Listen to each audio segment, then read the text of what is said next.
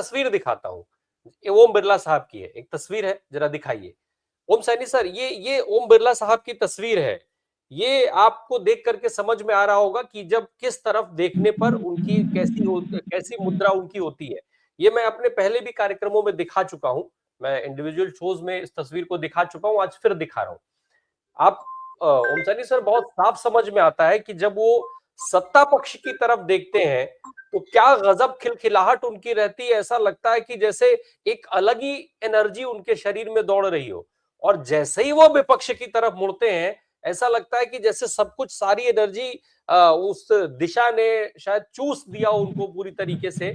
उस तरीके का उनकी मुख मुद्रा हो जाती है, उनकी भाव भंगिमा हो जाती है। अब विपक्ष कह रहा है कि हमें ये नहीं चाहिए। सवाल ये उठता है कि नंबर्स का खेल तो सरकार के पक्ष में खड़ा है, सत्ताधारी गठबंधन के पक्ष में खड़ा है, लेकिन क्या इनको हटाए जाने का प्रस्ताव लाया लेकर के आना और उसके बाद जो चर्चा होगी, जिस चर्चा से आप भाग रहे हैं लगातार, उस चर्चा में जो बखिया उधेड़ी जाएगी वो अपने आप में एक बहुत बड़ा जो है वो लानत मनामत नहीं हो जाएगी पूरे सरकार की, सत्ताधारी गठबंधन की, ओम बिरला साहब की, देश के प्रधानमंत्री की? देखिए, यही तो भय है जिसको लेकर के रिजिजू चिंतित हैं। वो कह रहे हैं कि प्रस्ताव से तो कुछ होगा नहीं, प्रस्ताव बहुमत के बगैर पारित हो नहीं सकता, और इससे पहले हुआ नहीं है। उन्होंने नाम भी बताए हैं, मालवंकर, जाखड़ साहब और एक नाम और है, हुकुम सिंह, ये जो लोकसभा के अध्यक्ष थे, उनके खिलाफ ये सब आया है, लेकिन कभी पारित नहीं हुआ। और लेकिन उस बीच में वो पूरा वक्त मिल जाता है विपक्ष को बोलने का और अपनी बात कहने का, जिससे सारी लड़ाई प्रारंभ हुई है। दुर्भाग्य ये है कि ओम बिरला साहब इस बात को नहीं समझ रहे कि वो ऐसी लोकसभा के अध्यक्ष हैं जहां अमेरिका भी नजर आता है और ब्रिटेन भी नजर आता है। ब्रिटेन में तो लोकसभा के स्पीकर को इतना सम्मान मिलता है कि एक बार इलेक्ट हो जाने पर वो जब चाहे जीवन पर्यंत वो स्पीकर रह सकते हैं, और उनके सामने कोई जब चुनाव मैदान में जाएंगे खड़ा नहीं होगा। इसके विपरीत अमेरिकन स्पीकर जो है वो बिल्कुल वैसे ही करता है जैसे जो आपने भाव दिखाया अभी, कि कैसे कैसे जब भी सरकार की ओर देखते हैं बिरला साहब तो कैसे मुखर हो जाते हैं, कितने प्रसन्न हो जाते हैं, और जब विपक्ष की ओर देखते हैं तो उनका चेहरा उतर जाता है। तो जैसे अमेरिकन स्पीकर क्या है कि वो, उसका हाल भी यही है कि वो सरकार का खुल करके मदद कर सकता है, खुल करके पेश आता है, और सरकार की पराजय का मतलब उसकी पराजय है। तो ओम बिरला साहब को ये जो लाभ मिल रहा है कि एक आप ऐसे मुल्क में हैं जहाँ पर सारी बातें जो हैं वो साधारण रूप से दोनों पक्ष मिल करके करते हैं, और वहाँ आपको रेफरी बना के रखा हुआ है, आपने फिर भी उस पर कोई गौर नहीं किया, और जैसा आपने बिहेव किया उसका नतीजा ये है कि विपक्ष एकजुट होकर के ये प्रस्ताव कि उसमें तो आ ही जाएगा, चर्चा में तो आ ही जाएगा, बाकी पारित वारित तो होने का सिलसिला नहीं है, लेकिन चर्चा अगर हो गई और अगर इनकार भी करते हैं तो वो जो दबदबा है जो वर्तमान सरकार का बना हुआ है और स्पीकर साहब का बना हुआ है सरकार की वजह से, वो दबदबा तो खत्म हो गया एक तरीके से। वो जो जिसकी वजह से लोग सम्मान करते हैं, सम्मान तो खत्म हो गया। और एक राजनीतिक कैरियर जो उनका भी बहुत, मेरा ख्याल बहुत कम उम्र में उनको जो हैसियत मिल गई है, वो हैसियत अपने आप में एक काला दाग लग जाएगा। और ये बात उनको चिंता से, आपने देखा ही कि हमने उपराष्ट्रपति का जो हाल हुआ है वो हमारे सामने है।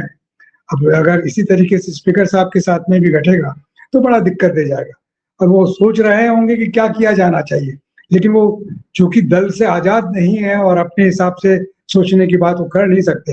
हालांकि घोषित रूप से तो दल से आजाद है, एक दल का त्याग पत्र देने के बाद ही आप स्पीकर बनते हैं, लेकिन वास्तव में तो वो वही है जहां पर जो आरोप उन पर लग रहे हैं कि सरकार के साथ वो मिले हुए हैं और सरकार की बेहतरी के लिए सब कुछ करते हैं।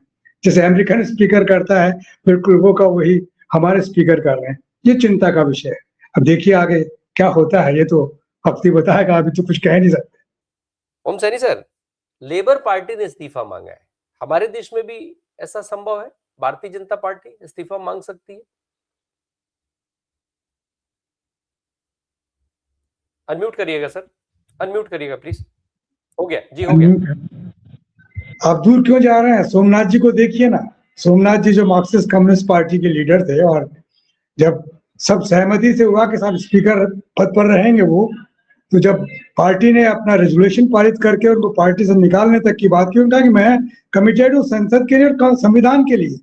मैं इस वक्त कमिटेड नहीं हूँ कम्युनिस्ट पार्टी के उससे संविधान से, मैं भारत के संविधान से कमिटेड हूँ, मैं लोकसभा के लिए कमिटेड हूँ। मैंने वो वचन दिया है, मैं वो पूरा करूंगा। जब करके दिखाया, उनको उनकी पार्टी ने निकाल भी दिया तो भी उन्होंने बिल्कुल नहीं माना उस बात को, और जीवन पर्यंत जब तक जीवित रहे वो मार्क्सिस्ट वामपंथी दलों के और वामपंथी ख्यालों को लेकर के चर्चित रहे। तो होता तो ये है, ये जो कुटिलताएं आ गई, जो एक पाखंड आ गए, इन कुटिलताओं और पाखंडों से किसी देश का स्वरूप बनता नहीं है, उसकी नैतिकता रहती नहीं है, मोरालिटी किल होती है। तो ये सारा सब कुछ हो रहा है, देखते देखते हो रहा है। और जिन लोगों की जिम्मेवारी है इन सब बातों को लेकर के सामान्य जन के पास में पहुंचने की, वो कुछ और लेकर के पहुंचते हैं। उनके तो पन्ने भरे हुए मिलते हैं सुबह सुबह सारे कुछ ना कुछ इतना होता है, उनकी जुबानों पर वही सब विराजा होता है। तो ये एक जिंदा कौम के लिए, और एक ऐसी कौम जो अपने अपने अपने संविधान के साथ में, अपने आजादी के ख्याल के साथ में, अपने नेताओं के ख्याल के साथ में जिंदा रहने की कोशिश करते हैं, वो तो निश्चित रूप से उस पर यकीन करेगी। लेकिन बाकी लोग जो सिर्फ सत्ता के लिए सारा सिलसिला कर रहे हैं, उनकी बात देखिए, वो बहुत अलग है। अब राहुल गांधी अकेले एक बात कह रहे हैं तो उसमें ऐतराज क्या हो सकता है? वो तो सब पता लग गया, तो पूरे हिंदुस्तान को पता लग गया। अब ऐसे में मेरा ख्याल है कि अगर सामान्य स्थिति होती और हमारे जो मापने के वैल्यू सिस्टम जो हुआ करता था हर इंडिविजुअल का, अगर वो करप्ट नहीं हुआ होता, तो मेरा ख्याल है कि जो हाल 77 में हुआ, जो हाल 80 में हुआ, वो सारा का सारा हाल वैसे के वैसे होने की संभावना थी। लेकिन अब तो आदमी का व्यवहार ही बदल गया है, उसकी वैल्यूज ही बदल गई है। वो वैल्यूज भी ये सोच ही नहीं रहे कि हमारे एक्शंस के सामान्य जन पे क्या असर पड़ रहा है, हमारी नौजवान पीढ़ी पे क्या असर पड़ रहा है, वो क्या सोच रही है। आज उसके पास में पूरी बहुसंख्यक है नौजवान पीढ़ी, लेकिन उसके साथ पास में दिशा नहीं है, वो कहीं एकजुट नहीं हो सकते, वो सिर्फ अपने एक सीमित लाभ के लिए कहीं पर इकट्ठा हो जाते हैं, फिर गायब हो जाते हैं। वो किसानों की तरह से एकत्रित होकर के नहीं आते। तो इनको समझाने के लिए तो देखिए यही सब करना पड़ेगा। जब तक आप अपने आप को, अपने जनबल को लेकर के सामने नहीं आएंगे, अहिंसा के साथ में, हिंसा की बात नहीं कर रहा मैं, तब तक कुछ होने वाला है नहीं। और ये लोग बड़ी, जितनी अब क्या कहा जाए, शब्द भी बड़ा अजीब लगते हैं, जितनी बेशर्मी से ये सब कुछ देख रहे हैं और सुन रहे हैं, ये आश्चर्यजनक है। ये पार्टी जिस तरीके से बनी थी, वो बार बार मुझे याद आता है। मैं बार बार कहना चाहता हूँ कि 1980 बॉम्बे अधिवेशन, और उसके अंदर अटल जी और आडवाणी ने क्या कहा था कि हम कैसी पार्टी बनाने जा रहे हैं जो देश की राजनीति का चाल चरित्र चेहरा बदल देंगे। वो चाल चरित्र चेहरा क्या, वो तो 2 साल में ही तो फिर अपना चेहरा और चरित्र बनाने का सिलसिला क्या, आज हम देख रहे हैं सारा। हमें शत्रुता की राजनीति हम लोग नहीं करते, ऐसी सोचते भी नहीं। विचारधाराओं का अपना सिलसिला है, जनमानस के बीच में जाए, लेकिन पाखंडों का तो कोई सिलसिला नहीं होता। ऐसे लोगों को कैसे वो किया जा सकता है? तो मुझे आश्चर्य ओम बिरला पे हो रहा है खासतौर से, कि हमारे राजस्थान के हैं, हमारे राजस्थान यूनिवर्सिटी के प्रोडक्ट हैं, लॉ ग्रेजुएट हैं, सब कुछ MLA रहे हैं, सारा सिलसिला। वो जिस तरीके से आप जब इनका मुंह बनाते हुए दिखाते हैं तो मुझे बड़ी तकलीफ होती है। ये क्या सूर्य भूमि के किसी और मैं देखता हूँ कि ओम सैनी सर, जयनारायण सर हाथ जोड़ रहे हैं कि लोग आज गुजरात मॉडल करके जिस तरीके से गुजरात को एक ऐसा सवालों के घेरे में ला करके देश के सामने खड़ा कर दिया गया कि बहुतायत संख्या आज ये सोचती है कि आखिर गुजरात को जो विकसित दिखाने की कोशिश की जाती है वो मॉडल था क्या। 2 लोगों ने गुजरात मॉडल को ऐसा करके, और मतलब गुजरात के लोगों पर कई बार संदेह के दृष्टिकोण से लोग देखते हैं कि आखिर ये लोग चुपचाप रह कैसे जाते हैं, इतने सालों से एक सरकार को बर्दाश्त कैसे कर ले रहे, जो सरकार पूरी तरीके से दिन रात सिर्फ झूठ बोलती रही हो, ऐसे लोगों को कैसे बर्दाश्त कर सकते हैं।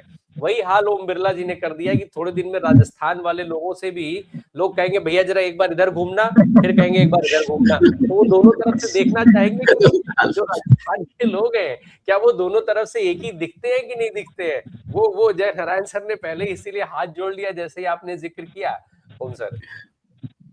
सब स्पीकर हमारे यहाँ जब स्पीकर अगर खड़े हो जाते थे आसन पैरों पे, ये सुनने के बाद सारे लोग Yes. खट से बैठ जाते Yes.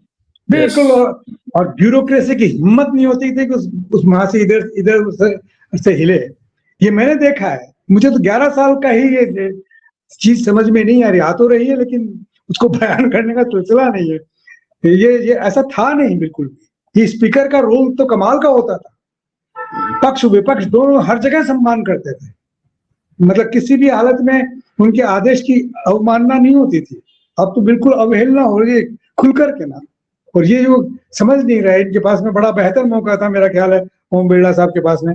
हमारे दोनों लोग ही बड़े असफल रहे, जगदीप धनखड़ साहब भी कुछ ज्यादा उसमें आ गए और वो भी युग पुरुष काल पुरुष पता नहीं क्या क्या कह करके, और कहाँ उनका वो सिलसिला बना है। ठीक वैसे ही ओम बिरला जी का भी जवान आदमी, जवान का मतलब है कि अभी तो है ठीक उम्र में है जिसमें बहुत कुछ कर सकते हैं और राजस्थान में अपनी पार्टी को ठीक कर सकते थे, आगे बढ़ा सकते थे, लेकिन उसको भी वैसे ही सोचने समझने पे बाध्य कर दिया जैसे कि खुद सोच रहे हैं। मुझे तो कुछ समझ में नहीं आ रहा कि इसका नतीजा क्या होगा। नतीजा मुझे लगता है कि कुल मिलाकर के देश में सिर्फ राहुल गांधी का रास्ता ही ऐसा रास्ता है जिसके माध्यम से इन सबसे निपटारा हो सकता है या छुटकारा मिल सकता है।